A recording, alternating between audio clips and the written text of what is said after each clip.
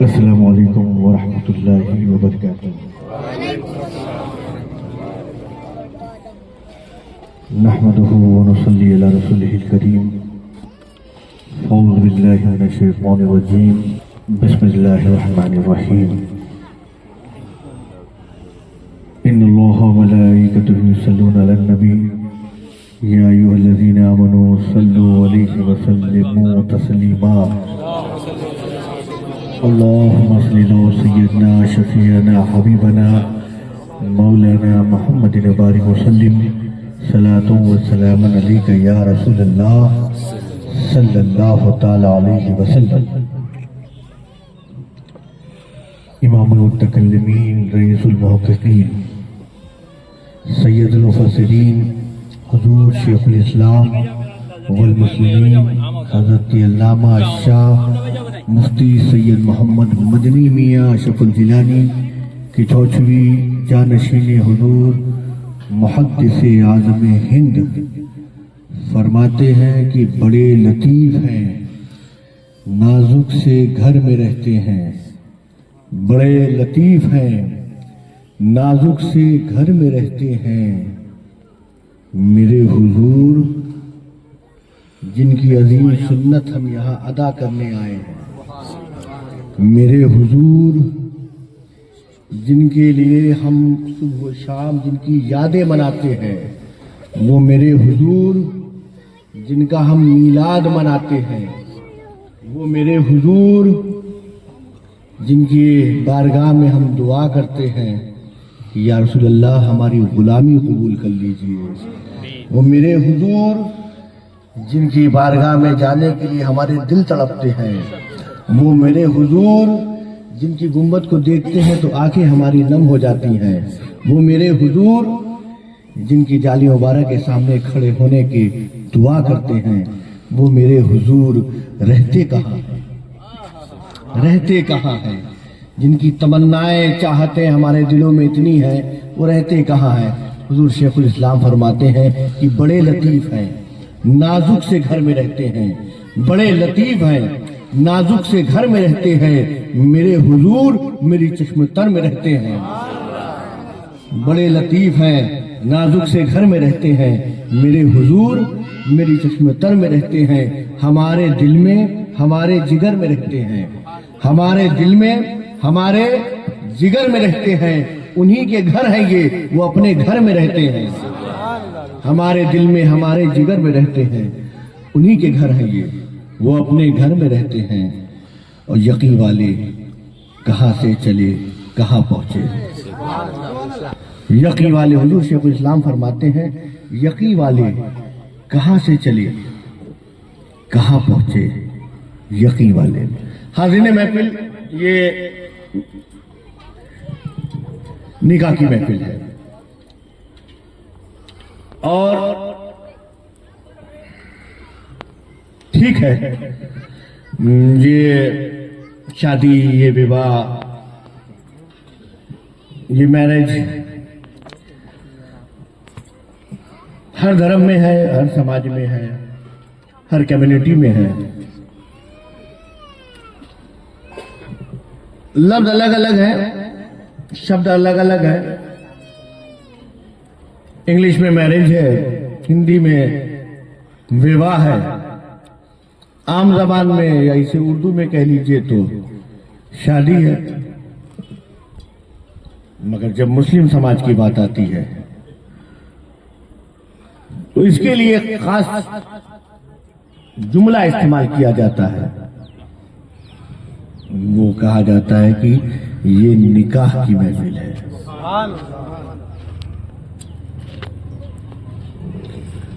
جیسے کہ عبادت ہوتی ہے، ہمارے یہاں عبادت ہے، نماز پڑھنا کیا ہے؟ عبادت ہے۔ روزہ رکھنا کیا ہے؟ عبادت ہے۔ حج کرنا کیا ہے؟ عبادت ہے۔ زکوٰۃ دینا کیا ہے؟ عبادت ہے۔ مگر نماز پڑھنا ہے تو ضروری ہے کہ پاک ہو، नापाक नमाज नहीं पढ़ सकता। नमाज पढ़ने के लिए शर्त है कि बावजू हो, बेवजू नमाज नहीं पढ़ सकता। रोजा रखना है, इबादत है, मगर कोई मगरिब की अजान के बाद कहा कि अब से मेरा रोजा शुरू होता है और इंशाअल्लाह ताला जब फजर की अजान होगी तो मैं अपना रोजा तोड़ूंगा, मतलब खोलूंगा, इफ्तार करूंगा, ये रोजेदार नहीं माना जाएगा। उसके लिए जरूरी यही है कि तुलुए फजर से पहले वक्त सहर में जो है वो कुछ खा पी ले, और जब गुरूब आफ्ताब हो जाए, सूरज डूब जाए, मगरिब का टाइम जिसे हम कहते हैं, अब उसके बाद वो कुछ खाए पिए तो उसका रोजा मुकम्मल हो जाएगा। तो ये टाइमिंग भी है, सिस्टम है, आपकी अक्ल से नहीं चलेगा, जो अल्लाह उसके रसूल ने बताया है वही चलेगा। मेरी बात समझिए आप? तो हम जितनी भी इबादतें कर रहे हैं वो जो हुक्म है, जो टाइमिंग है, जो अय्याम है, जो दिन है, हज करना है तो दिसंबर जनवरी में हम जाके हज करेंगे, नहीं माना जाएगा। या हम कह दें बड़ी गिरदी होती है, बहुत भीड़ होती है उस जिलहिज्जा के महीने में, हम रजब में जाके हज करेंगे, सफा और मरवा और उसके मिना और मुजदलफा और अराफात और जमरात, नहीं, तुम्हें उन्हीं अय्याम में उसी महीने में आना होगा। अगर तुम उसमें हाजिर हो तो तुम हाजी कहलाओगे, वरना तुम साल भर तक घूमते फिरते रहो, हाजी तो नहीं हो सकते। मेरी बात समझिए आप? तो इबादतों के लिए टाइमिंग है, आपकी मर्जी नहीं चलेगी, इबादत करनी है। हमको निकाह करना है, तुम्हारी मर्जी नहीं चलेगी, क्योंकि और जगह शादी है, विवाह है, मैरिज है, रस्मो रिवाज है, रीति रिवाज है, मगर जब मुसलमानों की बात की जाएगी, मुस्लिम कम्युनिटी की बात की जाएगी, तो हमारे यहाँ ये फकत रीति रिवाज और रस्मो रिवाज नहीं है, ये इबादत है। तो इस तरह इबादत करने के लिए पाक होना जरूरी है। इस इबादत को करने के लिए वहां पानी चाहिए, वजू करना पड़ता है, गुस्ल करना पड़ता है, पाक होना पड़ता है। इस इबादत करने के लिए दिल को पाक करना पड़ता है। इसीलिए अल्लाह के रसूल फरमाया कि जब निकाह करने का इरादा करो तो निकाह में जो क्वालिटी है वो सबसे बड़ी क्या है कि निकाह करते ही तुम्हारा आधा ईमान महफूज। अब बस तुम मुत्तकी बनो, तकवा इख्तियार करो, अल्लाह से डरो, हर मामले में डरो। किसी की बेटी ला रहे हो, डरो, वो किसी के घर की बेटी है, तुम्हारे घर जा रही है, ज्यादती मत करना, अल्लाह से डरो। उस पर कोई जबर मत करना, अल्लाह से डरो। उनके माँ बाप की, वो लड़की भी जा रही है ना, तुम भी बेटी ख्याल रखना, वो तुम्हारा शौहर है, उसके बूढ़े माँ बाप है, उसके घर वाले हैं, उसके रिश्तेदार हैं, उसका भी ख्याल रखना, अल्लाह से डरो। समझे हैं दोनों तरफ से बन रहे हैं, नहीं आप पक्ष मत लीजिएगा कि साहब ये लड़के वाले हैं, ये लड़की वाले हैं, तो पार्टी नहीं है साहब, अल्लाह से डरो। बाप बेटे से कह के बेटा देखो किसी के घर की बेटी ला रहा हो ना, मोहब्बत से रखना, वो बेचारी अपना घर छोड़कर आ रही है, अपने माँ बाप को छोड़कर आ रही है, अपने भाई बिरादर को छोड़ के आ रही है ना, सब अपना आंगन छोड़ के आ रही है, उसको इतनी मोहब्बत देना कि कभी घर की यादें और उसकी आंखों में आंसू ना लाने पाए, है ना। और बाप भी जब बेटी रुखसत करे ना तो कहा बेटी मैंने बड़ी इज्जत से तुझे पाला है, अब जब उस घर में जाना ना तो मैं चाहूंगा कि उस घर वाले कहे कि नहीं साहब किसकी बेटी थी, मेरे घर को जन्नत बना दिया, है ना। अल्लाह से डरो। तो ये जो निकाह है ये आधा ईमान तो महफूज। अब आधे ईमान के लिए आप तैयारी करो, अल्लाह से डरते रहो, किसी पे जुल्म और ज्यादती ना करो, किसी पे अत्याचार ना करो, अच्छा व्यवहार रखो, अच्छा ताल्लुक रखो, अच्छे तरीके से लोगों से मिलो।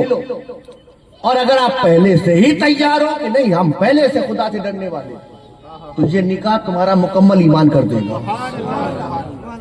मेरी बात समझे आप? अगर आप पहले से ही डरने वाले, आप पहले से ही मुत्तकी, आप पहले से ही परहेजगार, आप पहले से ही खुदा का खौफ रखने वाले, तो ये निकाह आपको आज मुकम्मल मोमिन बना देगा।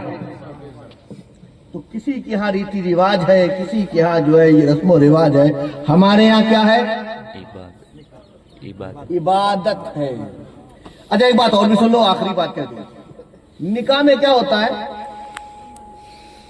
نماز پڑھتے ہیں, آپ نے نماز پڑھی باوضو ہو کر, آپ سمجھتے ہیں؟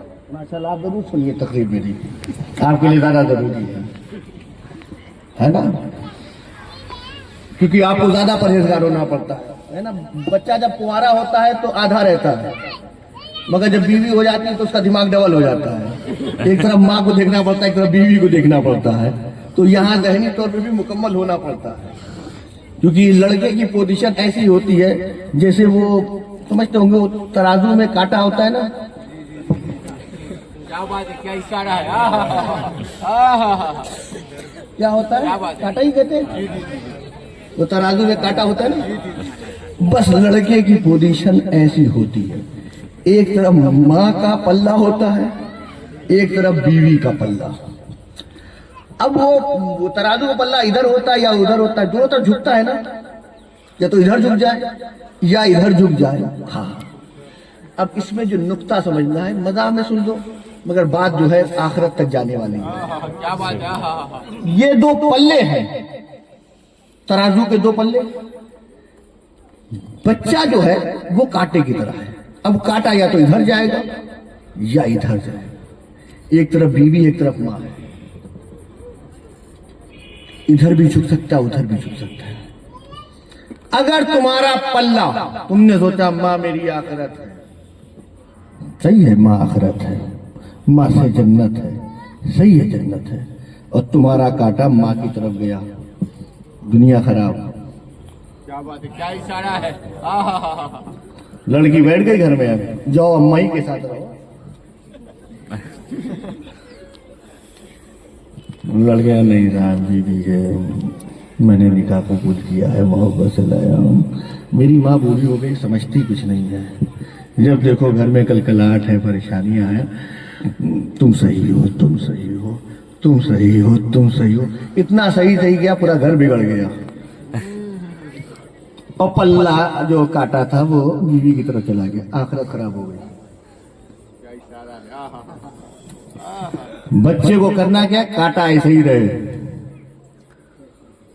وہ کسی کی بیٹی ہے, اس کو بھی محبت سے رکھو, وہ تمہاری ماں ہے, تمہاری جنت ہے, اس کے ساتھ بے ادب رہو. بس فرق اتنا کرنا ہے کہ پہلے تم جیسے آتے تھے وہ تمہاری اپنی لائف اسٹائل تھی گھر میں, اور جب شادی ہو جائے نا تو پھر اپنے ماں باپ کو وقت دینا شروع کر دو, تاکہ ان کو یہ احساس نہ پیدا ہونے پائے کہ میں نے بچے کی شادی کی, اب تو ہم سے ملتا بھی نہیں ہے, ملاقات بھی نہیں کرتا ہے. تو اس لیے جو ہے ٹریننگ یہ ہے کہ آپ سب جب آپ شادی کریں تو آپ وہ وقت نکالیں, بیوی کو جو وقت ہے وہ اس کو دیں, وہ ضروری ہے آپ کے لیے, وہ آپ اس کو وہ ٹائم دیں. ماں باپ کے لیے وہ وقت ہے, آپ ان کو دیں, ان کی خدمت کریں. اللہ تعالیٰ آپ کی دنیا بھی سنوار دے, آپ کی آخرت بھی سنوار دے, آمین. میں بتانا جو چاہ رہا ہوں, آخری بات کہہ کے ختم کروں, کہ عبادت, ہم نماز پڑھیں گے تو ہم نے نماز پڑھی کب, ہم نے نیت کر لی, مصلی پہ کھڑے ہو گئے, قبلہ رخ ہوئے, اللہ اکبر کہا اور ہم نے ہاتھ باندھ لیا. جیسے ہی ہم نے تکبیر تحریمہ کے لیے ہاتھ اٹھایا, ثواب شروع ہو گیا. ثنا پڑھی ثواب ہے, سورہ فاتحہ پڑھا ثواب ہے, سورت ملائی ثواب ہے, رکوع کیا ثواب ہے, کھڑے ہوئے ثواب ہے, سجدے میں گئے ثواب ہے, جو سجدے کیے ثواب ہے, پھر کھڑے ہوئے پھر ثواب, تلاوت ثواب, پھر رکوع ثواب, پھر سجدے ثواب, تکبیر تحریمہ سے لے کر سلام تک نماز میں ہے اور ثواب ہی ثواب. سلام پھیر لیا, نماز سے باہر, ثواب بند. رمضان شریف کا مہینہ آیا, ہم روزہ رکھ رہے ہیں, طلوع فجر سے لے کے غروب آفتاب تک ہم نہ کھاتے ہیں نہ پیتے ہیں, جس چیزوں سے روکا گیا ہم رکے ہوئے ہیں. جب تک اس پوزیشن میں رہیں گے ثواب ہی ثواب ہے. روزہ ختم, روزے کا ثواب بند. حج ہے, ہم حج کرنے جا رہے ہیں, جن ایام میں ہم یہاں سے رخصت ہوئے پورے گاؤں والوں نے ہار پہنا کے بھیجا, ہم یہاں سے احمد آباد چلے گئے ثواب ہی ثواب ہے, فلائٹیں بیٹھے ثواب ہے, جدہ اتر گئے ثواب ہے, مکہ پہنچ گئے ثواب ہے, طواف ہے ثواب ہے, صفا مروہ کی صحیح ہے ثواب ہے, مینا پہنچے ثواب ہے, مزدلفہ پہنچ عرفات کے میدان میں ثواب ہے، مزدلفہ پہنچے ثواب ہے، جمرات میں جو ہو رہا ہے ثواب ہے، سارے ارکان ادا کر رہے ثواب ہے، مکے سے مدینے آ گئے ثواب ہے، اور مدینے سے یہاں تک کہ پھر ناپاڑ پہنچے، ناپاڑ پہنچے گھر میں آ گئے ثواب بند۔ تو جب تک یہ پوزیشن یہ سفر رہ گیا تو ثواب، یہ نماز میں یہ کنڈیشن ہے تو ثواب، روزے کی یہ ٹائمنگ ہے تو ثواب، ٹائمنگ ختم ثواب ختم، وہ دن وہ سفر ختم ثواب ختم۔ نکاح ایسی عبادت ہے، انہوں نے کہا، لڑکی نے اجازت دی، انہوں نے کہا مجھے قبول ہے، بندھن میں بند گئے، نکاح ہو گیا ثواب شروع۔ اب زندگی بھر کیا بات ہے، جب تک یہ اپنی بندھن میں بندھے رہیں گے، سوئے تو ثواب، جگے تو ثواب، اٹھے تو ثواب، بیٹھے تو ثواب، جب تک انہیں موت نہیں آتی ان کے حصے میں ثواب ہی ثواب ہے۔ یا رسول اللہ، میری بات سمجھتے آپ؟ تو یہ بڑی مقدس عبادت میں سے آتا ہے، اسے رسول اللہ کی عظیم سنت کہا گیا ہے۔ اللہ کے رسول نے فرمایا کہ دیکھو یہ ایسی سنت ہے نا، اگر تم کو تھوڑا سا اس سے وہ نا، جیسا نکاح مجھے پسند ہے، کیونکہ یہ نکاح میری سنت ہے۔ کیا ہے؟ میری سنت ہے نا، اگر تم نے اسی طریقے سے وہ ادا کیا نا، یہ نہیں ہے، آپ رکھیے، آپ سمجھے، اسی طریقے سے رکھیں تو ٹھیک ہے، اور اگر تم نے اس میں دماغ لگایا تو پھر میرا تمہارا کوئی تعلق نہیں ہے۔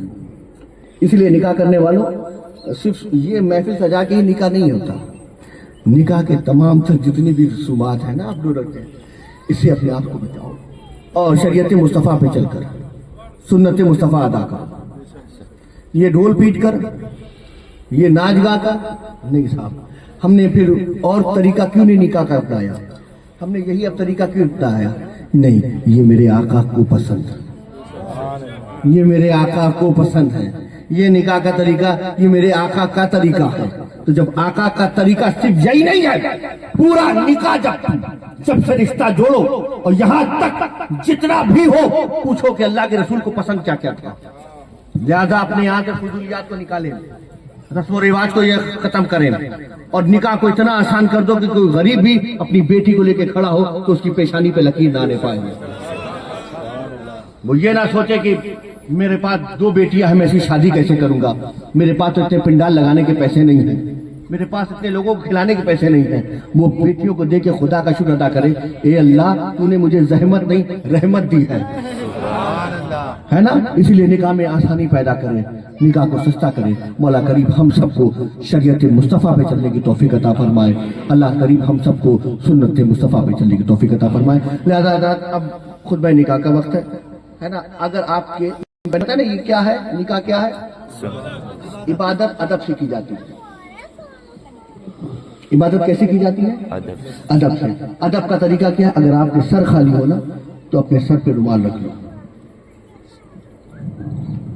خطبہ نکاح ہے نا، اپنے پیروں سے جوتے چپل نکال دو، یہ نکاح ہے۔ میں کھڑا ہوں نا، میں کھڑا ہوں، خیال کرو وہ بھی محفل ہوتی ہوگی جب ایسے نکاح ہوتا ہوگا اور اللہ کے رسول کھڑے ہوتے ہوں گے، اللہ کے رسول کھڑے ہوتے ہوں گے۔ میں جو خطبہ دے رہا ہوں نا ہے نا، جو میں آیتوں کا میں انتخاب میں نہیں کرنا، میں کوئی آیتوں کا انتخاب نہیں، اللہ کے رسول نے کیا تھا، انہوں نے جو آیتوں کا انتخاب کیا تھا نا، میں اسی کو دہراؤں گا۔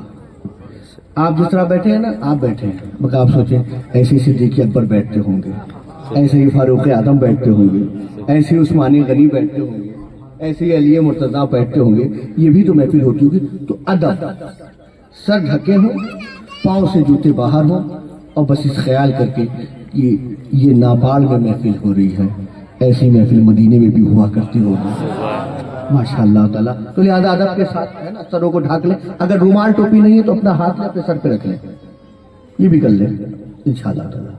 بسم اللہ، الحمدللہ، الحمد لله نحمده ونستعينه ونستغفره ونؤمن به ونتوكل عليه ونعوذ بالله من شرور انفسنا ومن سيئات اعمالنا ومن يهده الله فلا مضل له ومن يضلله فلا هادي له ونشهد ان لا اله الا الله وحده لا شريك له ونشهد ان سيدنا ومولانا محمدا الذي كان عاليا في درجاته فاطما في تطهيراته حسنا في صفاته شهيدا في تجلياته زين العابدين بعباداته باقرا في علم الاولين والاخرين بمعلوماته صادقا في اقوالي كاظما في جميع احوالي متمكنا في مقام الرضا جوادا كفه عند العطاء هاديا الى سبيل النجاة عسكريا مع الغزاة مهديا الى طريق اليقين غياث المستغيثين صلوات الله تعالى وسلامه عليه واله وصحبه اجمعين برحمتك يا ارحم الراحمين. اما بعد فاعوذ بالله من الشيطان الرجيم. بسم الله الرحمن الرحيم. يا أيها الناس اتقوا ربكم الذي خلقكم من نفس واحدة وخلق منها زوجها وبث منهما رجالا كثيرا والنساء واتقوا الله الذي تساءلون به والأرحام إن الله كان عليكم رقيبا. يا أيها الذين آمنوا اتقوا الله حق تقاته ولا تموتن إلا وأنتم مسلمون. يا أيها الذين آمنوا اتقوا الله قولوا قولا سديدا يصلح لكم أعمالكم يغفر لكم ذنوبكم من يطع الله ورسوله فقد فاز فوزا عظيما. قال رسول الله صلى الله تعالى عليه وسلم النكاح من سنتي فمن رغب عن سنتي فليس مني أو كما قال رسول الله صلى الله تعالى عليه وسلم. صدق الله العظيم وصدق الله النبي الكريم ونحن ذلك لمن الشاهدين والشاكرين والحمد لله رب العالمين.